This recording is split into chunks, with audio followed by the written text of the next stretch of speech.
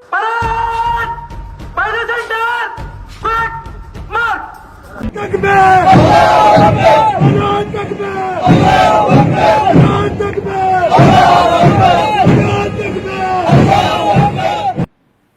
पर मार्च करते ये लोग किसी सेना के जवान नहीं बल्कि उग्र इस्लामिक संगठन पीएफआई अर्थात पॉपुलर फ्रंट ऑफ इंडिया के सदस्य हैं। पीएफआई के सदस्यों को सड़कों पर यूं परेड करता देख आज से ठीक 100 साल पहले सन 1921 में केरला के मालाबार में मुसलमानों द्वारा किए गए हिंदुओं के नरसंहार अर्थात मालाबार हत्याकांड की दर्दनाक यादें ताजा हो जाती हैं। उस समय भी मुसलमानों की हथियारबंद फौज इसी प्रकार केरला की सड़कों पर परेड किया करती थी।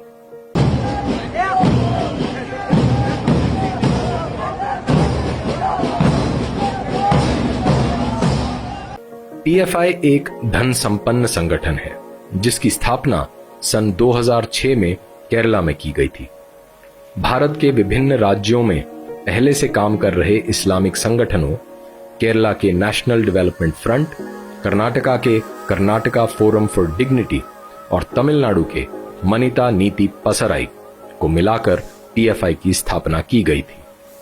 बाद में 2009 में गोवा के सिटीजन्स फोरम, राजस्थान के community social and educational society, Paschim Bangal के नागरिक अधिकार सुरक्षा समिति, मणिपुर के लिलोंग सोशल फोरम और आंध्र प्रदेश के एसोसिएशन फॉर सोशल जस्टिस का भी विलय पीएफआई में करके इसे बृहद रूप दे दिया गया था। राजनीति में भी पीएफआई की दखल है। एसडीपीआई अर्थात social democratic party of India एक राजनीतिक संगठन है जो पीएफआई से जुड़ा है। पीएफआई की स्थापना के बाद से ही देश विरोधी एवं आतंकवादी घटनाओं में बार बार पीएफआई का नाम सामने आता रहता है। 2006 में भारत सरकार द्वारा प्रतिबंधित कर दिए जाने पर इस्लामिक आतंकवादी संगठन सिमी अर्थात students Islamic movement of India के अधिकांश सदस्य पीएफआई में शामिल हो गए थे। उदाहरण के लिए पीएफआई का राष्ट्रीय अध्यक्ष रहा अब्दुल रहमान पहले सिमी का राष्ट्रीय सचिव था और पीएफआई का प्रादेशिक सचिव रहा अब्दुल हमीद पहले सिमी का भी प्रादेशिक सचिव था। वर्तमान में भी सिमी के कई पूर्वाधिकारी पीएफआई में विभिन्न पदों पर नियुक्त हैं। केरला पुलिस की इंटेलिजेंस विंग ने हाईकोर्ट को सूचित करते हुए कहा था कि पीएफआई कुछ और नहीं बल्कि प्रतिबंधित इस्लामिक संगठन सिमी का ही नया चेहरा है और ये देश विरोधी कार्यों में सम्मिलित है। अब तक केवल केरला को ही पीएफआई का गढ़ माना जाता था, लेकिन अब पूरे भारत में पीएफआई का नेटवर्क फैल चुका है। पीएफआई ने अपना कार्यालय भी केरला से दिल्ली के शाहीन बाग में स्थानांतरित कर लिया है। भारतीय सुरक्षा एजेंसीज की रिपोर्ट के अनुसार सन 2011 में मुंबई में हुए बम धमाकों, 2012 में पुणे में हुए बम धमाकों और 2013 के हैदराबाद धमाकों में भी पीएफआई की अहम भूमिका थी।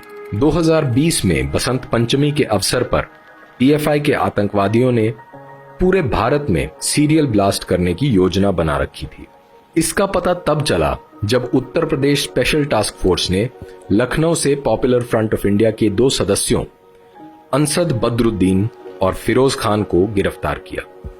जांच करने पर पता चला कि पीएफआई के सदस्यों ने उत्तर प्रदेश के कई जिलों में अपना अंडरग्राउंड नेटवर्क तैयार कर लिया है। इन लोगों ने ऐसे हिट स्क्वाड बना रखे हैं जो एक इशारे पर किसी भी आतंकी वारदात को अंजाम देने के लिए हमेशा तैयार रहते हैं। ऐसे लोगों को गोपनीय तरीके से ट्रेनिंग भी दी जाती है और उन्हें सीधा निर्देश दिया जाता है कि वे खुद को पीएफआई से जुड़ा हुआ न बताएं, ताकि सुरक्षा एजेंसियों की नजर उन पर ना पड़े। इन सभी लोगों को अलग अलग कोड वर्ड दिया गया है जिससे सब एक दूसरे से जुड़े रहते हैं। 2019-20 में देश भर में सीएए और एनआरसी के विरोध में हुए हिंसक प्रदर्शनों का भी पीएफआई से गहरा संबंध था। नागरिकता कानून के विरोध में फैली हिंसा के मद्देनजर उत्तर प्रदेश के शामली से 19 दिसंबर 2019 को उत्तर प्रदेश पुलिस ने 31 लोगों को गिरफ्तार किया था। शामली के तत्कालीन एसपी विनीत जायसवाल ने बताया था कि इनमें से 14 व्यक्ति पीएफआई के सदस्य हैं।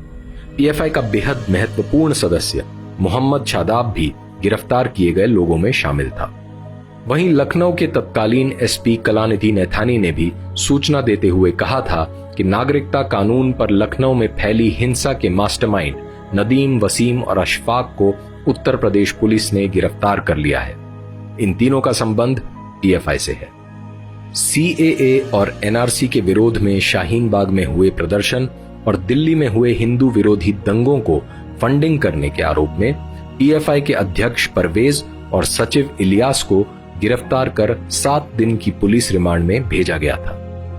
राम जन्मभूमि केस का फैसला हिंदुओं के पक्ष में आने के बाद पीएफआई ने बिहार के कटिहार, पूर्णिया और दरभंगा में मुसलमानों के मजहबी उन्माद को भड़काने के लिए उकसाने वाले पोस्टर लगाए थे, जिन पर लिखा था 6 दिसंबर को भूलना नहीं है। 2020 में हुए हाथरस कांड में भी पीएफआई का नाम सामने आया था। पीएफआई ने मोटी रकम खर्च करके हिंदुओं के बीच जातीय संघर्ष कराने की योजना बनाई थी। इसका पता तब चला जब उत्तर प्रदेश पुलिस ने मुजफ्फरनगर के अतीकुर रहमान, मल्लापुरम के सिद्दीक कप्पन, बहराइच के मसूद अहमद और रामपुर के आलम को गिरफ्तार किया था। 2013 की एक रिपोर्ट के अनुसार पीएफआई ने मुसलमानों को ट्रेनिंग देने के लिए केरला के उत्तरी कन्नूर में एक कैंप का आयोजन किया था। शिकायत करने पर केरला पुलिस ने कैंप पर रेड किया तो कैंप से उन्हें तलवार, बम, आदमी की तरह दिखने वाले लकड़ी के पुतले, देसी पिस्तौल और आईईडी ब्लास्ट में काम आने वाली चीजें मिली। कैंप से कुछ बैनर पोस्टर भी बरामद हुए जो आतंकी गतिविधि में हिस्सा लेने के लिए प्रेरित करने वाले थे। 2 मई 2003 को केरल के मराड़ बीच पर मुसलमानों ने 9 हिंदुओं की बड़ी बेरहमी से हत्या कर दी थी। हिंदुओं की हत्या करने के बाद ये मुसलमान पास में ही स्थित जुमा मस्जिद में छुप गए थे। जब पुलिस द्वारा चेतावनी दिए जाने पर भी ये हत्यारे बाहर नहीं आए तो पुलिस ने इन्हें पकड़ने के लिए मस्जिद के अंदर जाने का प्रयास किया, लेकिन इन मुसलमान हत्यारों के पक्ष में वहां सैकड़ों की संख्या में मुसलमान पुरुष और महिलाएं इकट्ठा हो गए थे और इन्होंने पुलिस पर ही हमला कर दिया था। इस बहुचर्चित केस को मराड़ नरसंहार के नाम से भी जाना जाता है। जांच के बाद सामने आया था कि मुसलमानों द्वारा हिंदुओं की हत्याएं आकस्मिक उपजे विवाद से नहीं बल्कि सुनियोजित रूप से पूरी तैयारी के साथ की गई थी। मस्जिद में से देशी बम, पेट्रोल बम, खंजर, तलवारें, भाले और भी बहुत से हथियार प्राप्त हुए थे और इस घटना को अंजाम दिया था तत्कालीन नेशनल डेवलपमेंट फ्रंट ने, जो 2006 में पीएफआई के निर्माण का आधार बना। जनवरी 2011 में पीएफआई के सदस्यों ने प्रोफेसर टीजे जोसेफ पर इस्लाम के संस्थापक मोहम्मद का अपमान करने का आरोप लगाकर प्रोफेसर का हाथ काट दिया था। इस केस में केरला पुलिस ने पीएफआई से संबंध रखने वाले 27 लोगों के विरुद्ध चार्जशीट फाइल की थी। दक्षिण भारत में आरएसएस के सदस्यों की हत्या के आरोप में भी पीएफआई का नाम अक्सर सामने आता रहता है। उत्तर पूर्वी राज्यों के लोगों को भयभीत करने के उद्देश्य से अगस्त 2012 में चलाए गए एसएमएस कैंपेन के आरोप भी पीएफआई पर लगे थे। इस हेट कैंपेन के बाद पुणे, हैदराबाद, चेन्नई और दिल्ली से लगभग 30,000 लोगों को पलायन करने के लिए मजबूर होना पड़ा था। 11 अगस्त 2020 को कर्नाटका की राजधानी बेंगलुरु में हुए हिंसक दंगों के तार भी पीएफआई और एसडीपीआई से जुड़े थे। ये बात तब सामने आई थी जब एनआईए ने एसडीपीआई के सदस्य सईद अब्बास को गिरफ्तार किया था। भारत में ही नहीं बल्कि भारत के बाहर दूसरे देशों में हो रही आतंकी गतिविधियों में भी पीएफआई शामिल है।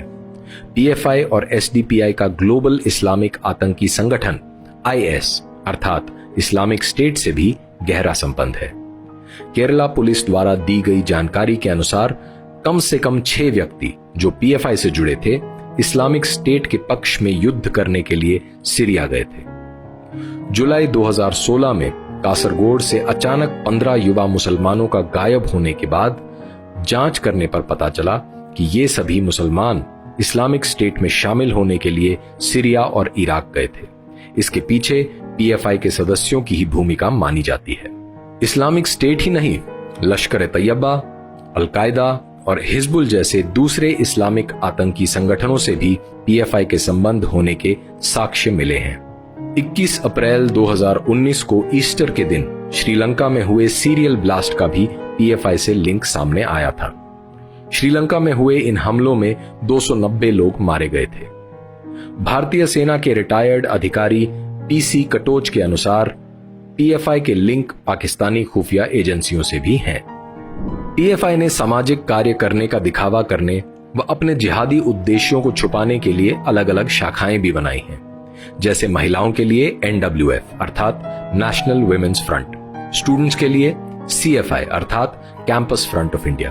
पीएफआई मुसलमानों के लिए सभी सरकारी एवं निजी क्षेत्रों में अलग से आरक्षण की मांग करने के साथ साथ शरिया कोर्ट्स की भी मांग करता है। वैसे तो पीएफआई खुद को न्याय, आजादी और सुरक्षा सुनिश्चित करने वाले आंदोलन के रूप में वर्णित करता है, लेकिन इसका वास्तविक उद्देश्य पूरे भारत से गैर मुसलमानों को समाप्त करके इस्लामिक शासन स्थापित करना है। इस उद्देश्य को पूर्ण करने के लिए पीएफआई को हवाला के जरिए विदेशों से भारी मात्रा में फंडिंग मिलती है, जिसके दम पर पीएफआई ने अपनी एक प्राइवेट आर्मी भी बना ली है। ये आर्मी भारत में सभी गैर इस्लामिक लोगों के लिए एक गंभीर खतरा है। आए दिन पीएफआई और एसडीपीआई का नाम देश विरोधी गतिविधियों, हत्या, अपहरण, हथियार रखने, सांप्रदायिक दंगे कराने, हेट स्पीच, मजहबी कट्टरपन को बढ़ावा देने, लव जिहाद, जबरन धर्म परिवर्तन कराने, आतंकी ट्रेनिंग कैंप चलाने, देश विरोधी ताकतों से संबंध रखने, अवैध रूप से चंदा लेने जैसे संगीन अपराधों में आता रहता है।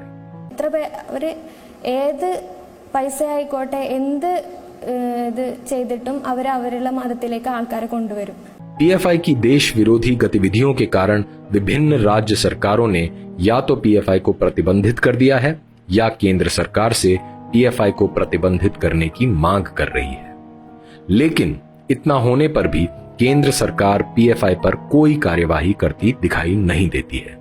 पूरी जानकारी होते हुए भी ये राजनीतिक पार्टियां इन संगठनों के खिलाफ कोई कार्यवाही नहीं करती है, बल्कि इन्हें पनपने देती है। और जब ये मजहबी कट्टरपंथी संगठन हिंदुओं की हत्याएं करते हैं तो ये पार्टियां हिंदुओं से हमदर्दी का झूठा दिखावा करती हैं और हिंदुओं को इनका डर दिखाकर राजनीतिक फायदा उठाती हैं।